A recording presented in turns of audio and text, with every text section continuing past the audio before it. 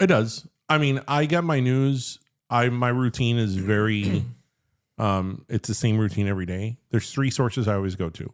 One is very mainstream, one is independent, and one is international. I've always trusted the BBC. Okay. Always. I try to go with the AP. The AP is one of them.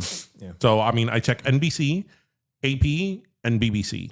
I've always checked the BBC. You know what I find is helpful? And local news, actually. And about a big national thing. No, but even with national things, because local news doesn't...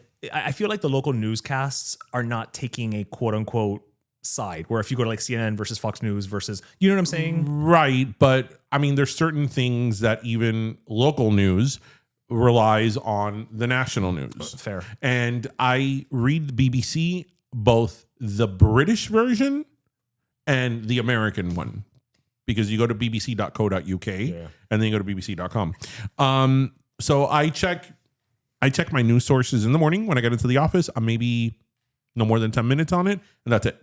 I feel that, especially with how things are nowadays, you need to be very mindful on not only where you're getting your news, but the amount of news that you're consuming, because the world is a very, very, very complicated and dark place nowadays. And some people will argue that it always has been. And maybe that is true. But with the amount of media there is nowadays, with your phone constantly on you, there are sources of media that did not exist just 10 years ago.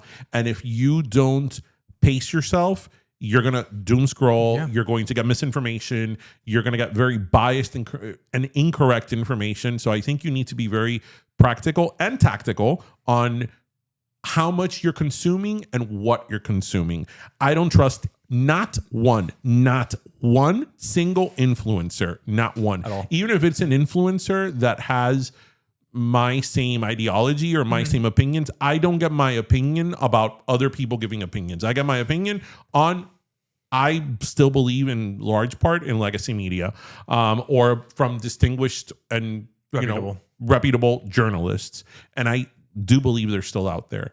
But I do think that with everything going on in the world today, you do need to be very mindful in how you consume your media and how much of it you are taking in, because it's a lot.